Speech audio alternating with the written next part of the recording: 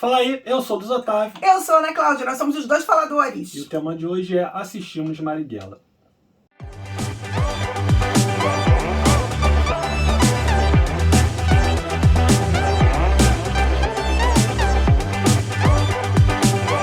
Marighella é deputado pelo Partido Comunista e começa a ser perseguido pela ditadura que foi implantada no país, até que ele desiste de tentar resolver as coisas pelo diálogo e reparte para a revolução. Essa é a história de Marighella, o lançamento de Wagner Moura. Nós não somos marginais. Nós não somos bandidos. Nós somos revolucionários que lutam pela liberdade do povo que foi roubada pelo golpe militar. Fala, gente linda do meu coração, já se inscreveu no nosso canal, esperando que se inscreve agora, aperta esse vermelhinho, já que a gente tá no filme falando sobre Marighella, então... Ai, meu Deus! Aperta o vermelhinho! Meu Deus, meu Deus, meu Deus, meu Deus. Não? Meu Deus. Deixa o seu like e um comentário aqui se você já assistiu, se você não assistiu. Esse vídeo vai ter spoiler. Até porque a história de Marighella é um spoiler, viu? O filme tem que ser, né? Se você não conhece a vida do Marighella, pesquisa na internet, tem um monte, inclusive. Porque vendo o filme tu também não vai conhecer muito, não. Você não aprende muito com o filme mesmo, não. Mas eu acho que o filme tem o seu valor. Porque ele traz um debate. Então vamos falar dos pontos positivos primeiro? Pode ser.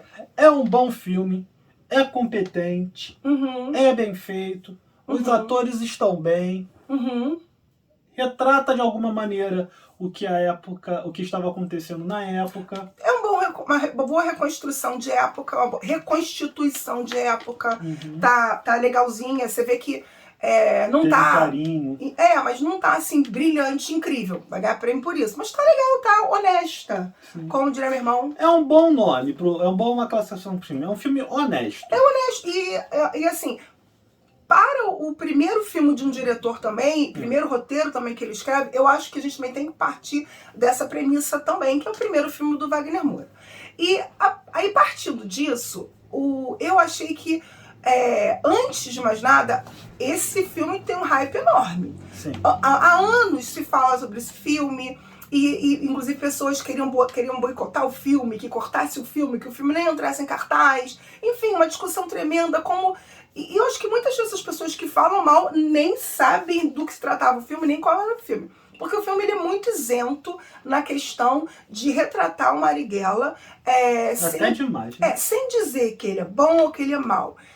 Realmente sem fazer julgamento. Nisso eles são muito competentes de conseguir trazer o personagem, a sua complexidade, as suas questões e também os seus paradoxos, as dúvidas, inquietações que ele devia viver, sem, de forma nenhuma, você conseguir perceber que a direção está pendendo para um lado ou pendendo para o outro. Então você vê defeitos e vê qualidades, sem nenhum com uma luz de holofote sobre aquilo. Não, eu acho que o filme é muito equilibrado também nessa questão de apresentar o Marighella como uma pessoa complexa, como todos nós. Temos coisas boas e coisas ruins, né?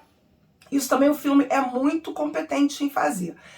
Acho que o que falta no filme... Existem umas barriguinhas ali no filme. Eu acho que o problema dele é uma área de edição. Estava conversando com o Lucas sobre isso, concordo plenamente. Eu acho que a edição, se ela tivesse... Não sei quem fez a edição, não sei se alguém que tem bastante experiência, mas eu acho que uma edição um pouco mais rápida, com um corte mais preciso, talvez pudesse ser melhor.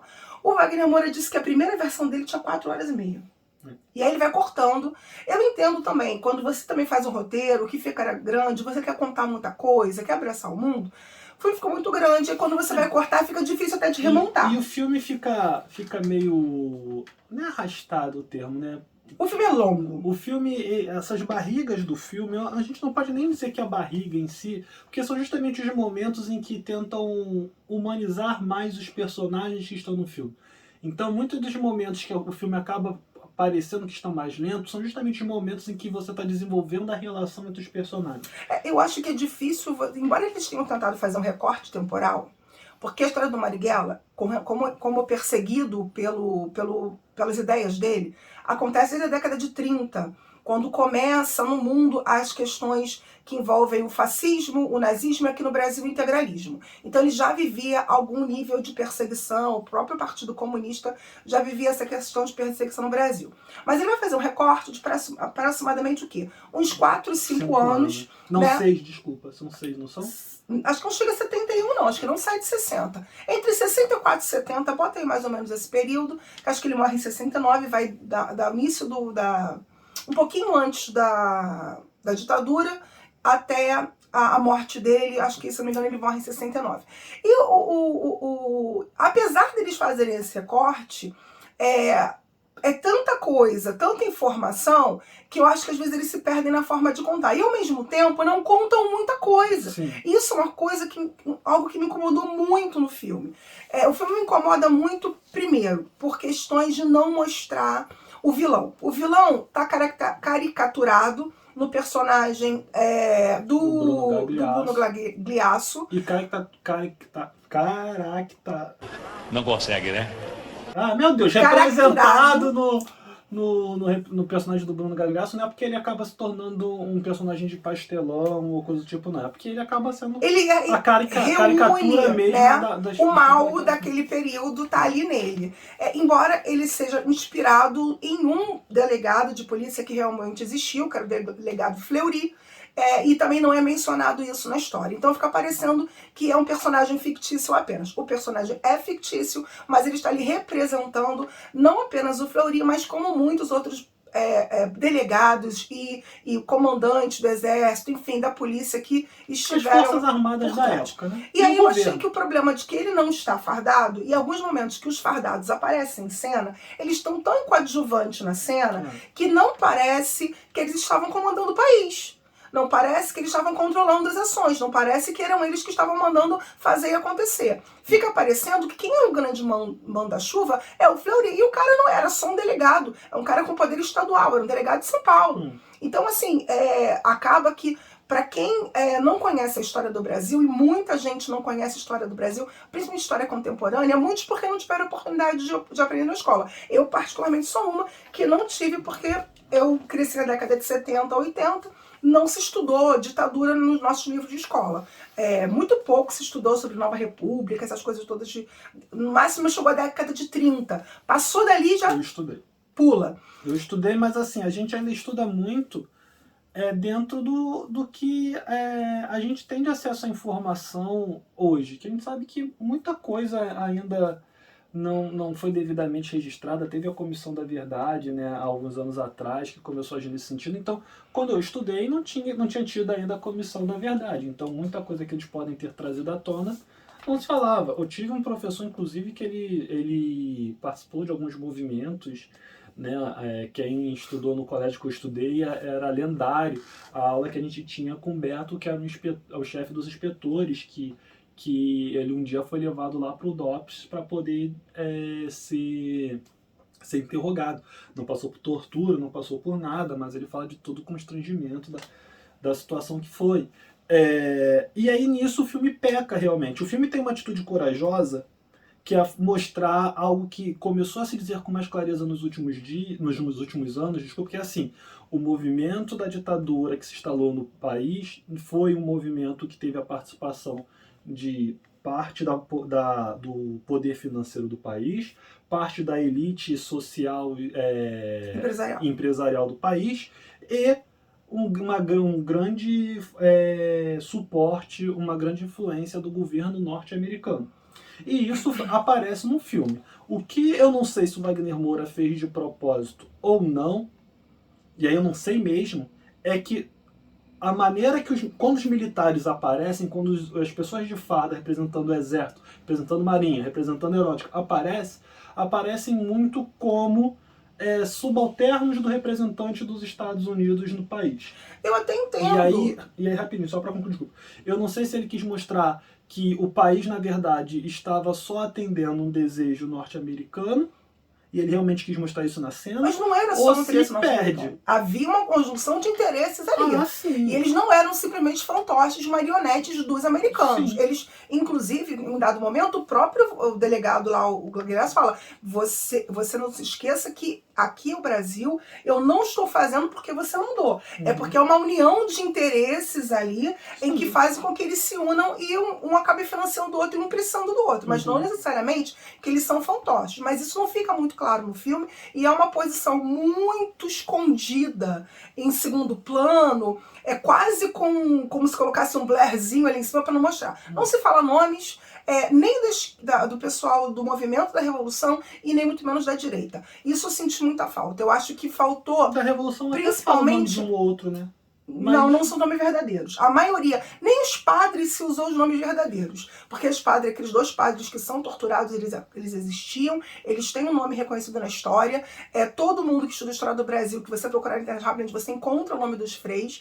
Isso tudo está documentado, então são coisas que não são contraditórias. Tem muita coisa que não era contraditória e que já é de conhecimento público e já está nos livros de história que podia ser revelado e não foi revelado. As revistas da época, né? Não quiseram mostrar isso.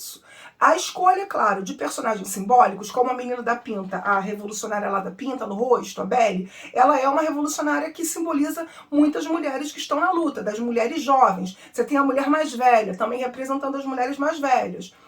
Você tem o personagem do branco, que contracena muito com o Marighella, que é, na verdade, uma pessoa real, inclusive a aparência lembra, que é o Joaquim. Então você tem personagens que eles podiam ter dado os nomes e fariam, inclusive, o serviço de resgatar a memória, de resgatar a lembrança, já que o Marighella não fez aquilo tudo sozinho. E fica muito... E outra coisa também, o filme, ele é tão intimista, também é uma escolha, que dá a impressão de que o movimento é um ovo. Só que, dado momento, eles mesmo falam de mais de 40 pessoas envolvidas.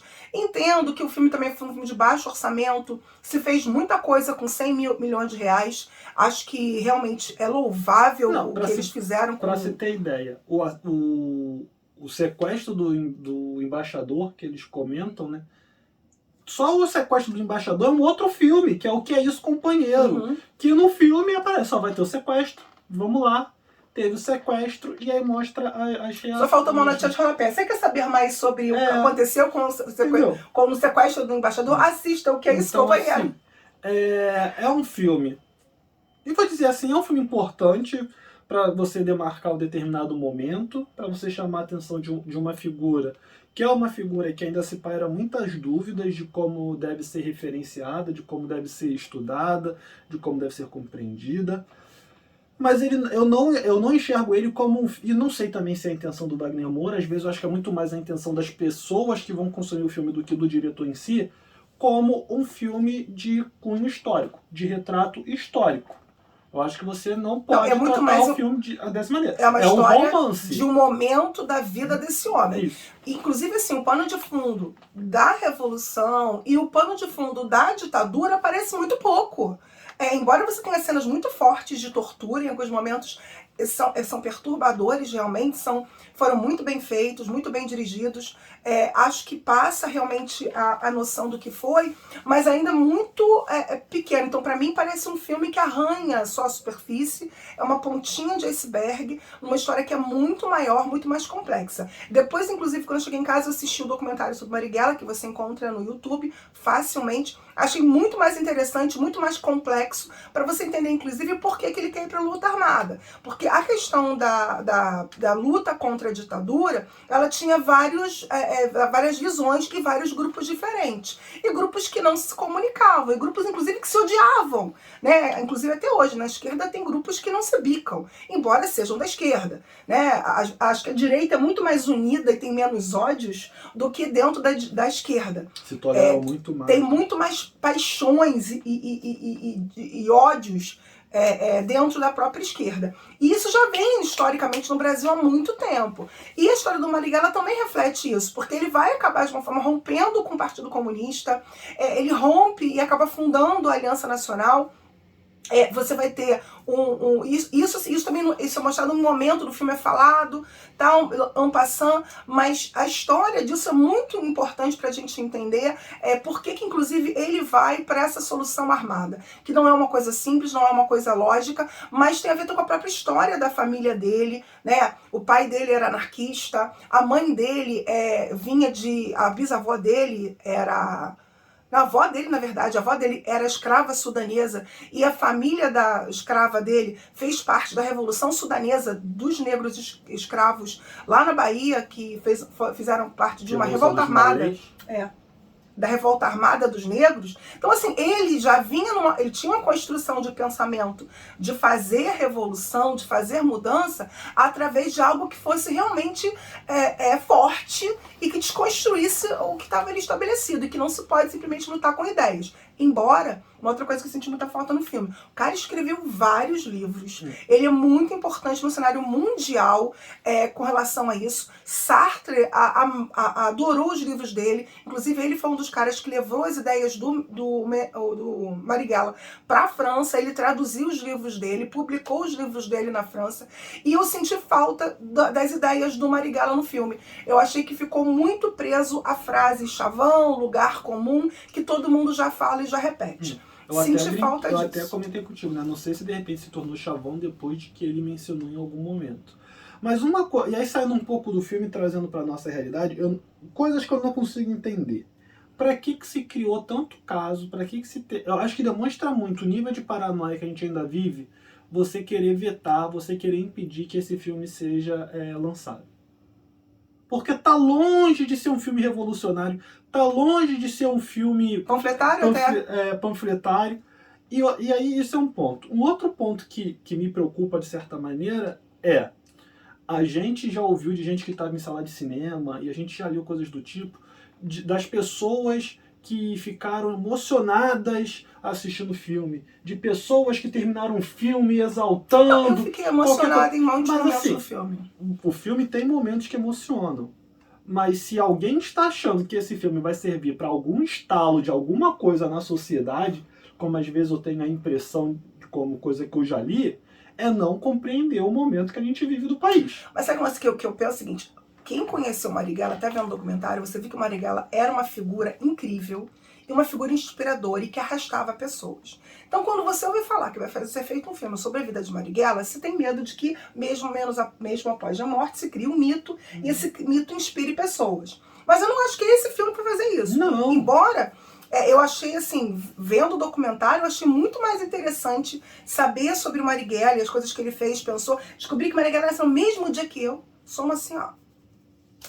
E outra coisa também, que ele era um cara bem humorado, divertido, engraçado, que ele era extravagante, falador. Que o filme se arrasta mais. O cara é sagitariano, né? A hora que o filme tenta mostrar ele contando piada, a hora que mostra o filme tentando conversar um pouco mais com ele, são as horas que o filme fica um pouco mais arrastado. E aí, assim, a escolha do Seu Jorge, não acho que é ruim, eu entendo, mas o Seu Jorge, ele não representa o mulato. E o contexto também da história da vida do Marighella tem muito a ver com a história dele ser mulato. Porque é diferente ser mulato e ser negro. Entendo que hoje a gente, de alguma forma, busca a identidade de ser negro para mulatos, pardos, chama como você quiser. Mas na época havia uma diferença muito grande entre ser negro e ser mulato. E ser mulato, para ele, era um motivo de orgulho, porque ele conseguia identificar em si a origem do Brasil e a miscigenação do Brasil. E ele achava que dentro da genética dele, ele trazia essa miscigenação e essa riqueza do povo brasileiro. Então ele não se reconhecia como negro, ele se reconhecia como mestiço.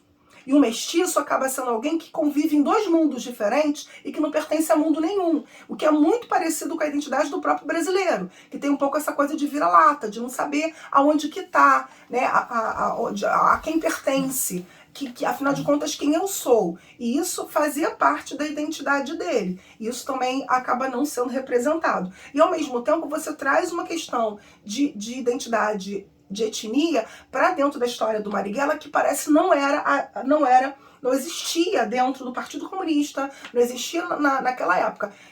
E até porque ele também era um cara bem mais claro, ele não era visto como um cara negro, né? Dentro da sociedade daquela época, daquele momento, ele não viveu exatamente perseguições. Achei que a Clara, que foi mulher dele, foi pouco aproveitada, pouco mostrada. Acho que me ajuda o nome dela. Adriana Esteves é uma excelente atriz, mas eu acho que a forma como ela foi retratada ficou muito parecendo uma pessoa mais frágil, medrosa, pequena. E quando você vê a mulher no vídeo, nossa, a mulher é gigante. A mulher tem mais de 90 anos, tem um olhinho que brilha, assim, vivo. Eu discordo um pouco disso. A mulher eu é acho que ela foi pouco aproveitada, mas eu não acho que ela foi retratada como uma covarde. Acho. Que ela meio que ficava escondida, meio... E a mulher, ela participou dos partidos, de um monte de troço. Assim, no filme não mostra nada disso. Porque o filme não mostra nada da vida dos outros, Ana. Essa é a verdade. O filme só não mostra ela saindo, fechando a porta apavorada, ela se escondendo atrás da porta, olhando, ouvindo o rádio. Ai, que legal. Porque também não podia fazer o troço escancarado. Mas se você parar pra pensar, o filme não mostra nada da vida dos outros. Pra não dizer que o filme não mostra nada da vida dos outros, só mostra da vida do colega dele que é torturado no final. É a única família que eles mostram. O filme não se preocupa em mostrar a família. É uma coisa meio louca, assim, é intimista, mas nem tanto. É intimista, mas não é profundo. Não, e aí ao mesmo tempo assim, mostra o Marighella, mas não profundamente. É a história do Marighella, não do Brasil. É a história do Marighella no Brasil, e não do Brasil com o Marighella. Você também não consegue ver a repercussão de todo o movimento que ele fez, e como o livro que inspira o filme, que é O Homem que Fez o Mundo. O Homem que Colocou Fogo no Mundo, eu acho. E não consegui perceber isso. O filme não mostra isso. No filme. Mas que pode ser um filme que inspire muita gente a pesquisar, estudar, compreender, entender. Acho que é louvável nesse ponto e acho que pode abrir caminho para outras coisas. Mas, de novo, acho que falou muito pouco. Eu acho que ousou pouco. Eu esperava um filme mais corajoso. Eu acho que fazer o filme do Marighella é uma coragem? Mas eu acho que pra honrar, inclusive diziam que ele era um cara muito corajoso, destemido pra caramba, eu acho que ele teria feito e ele botaria mais a cara e botaria mais o nome na roda, ele escancaria mais. Se é pra homenagear a Marighella, eu acho que ficou faltando muita coisa para ser falada, ser mostrada e ser falada às claras, dar nome mesmo e mostrar mesmo, não apenas na forma figurada as pessoas e as coisas, mas o que aconteceu naquele momento da vida do Marighella. Isso eu senti falta, então, mas não deixa de ser um filme muito bom. É um filme bacana. Embora muito longo. Agora, a última coisa pra gente encerrar, eu acho que é meio óbvio depois de tudo que a gente falou, não dá pra você ir querer assistir Marighella no mesmo espírito que você vai assistir Eternos, né, meu filho? Se você vai assistir Marighella, tem que entender do que é o filme que você está indo assistir, né? E aí, a última coisa mesmo que esse vídeo ele não é um filme de ação, tem cena de ação. Assim, teve gente levantando da sala do cinema numa cena que eles debatem por que Jesus seria negro. Aí tinha gente teve um casal que levantou do filme por causa disso. Tanta coisa que o filme estava debatendo, e o que incomodou de vez o casal foi justamente o debate de que... Eu acho que a mulher ficava tão falando assim, que filme chato, foi não, que filme chato. Não, porque a mulher ficou falando que o filme era chato, ficou até o final. Ai, meu Deus. O Bruno Suter tinha perguntado se a gente ia falar do filme, né? A Luana também perguntou, então tá aí. A gente espera que vocês tenham gostado. Escrevam aí nos comentários, não só eles dois, mas todo mundo que está aqui assistindo, o que vocês acharam, se vocês já assistiram, se vocês concordam com a gente. Não deixem de dar like aqui no canal e não deixem de compartilhar o vídeo e verifica a sua inscrição aí, porque a gente quer chegar nesses 1000. Né? Valeu, até a próxima.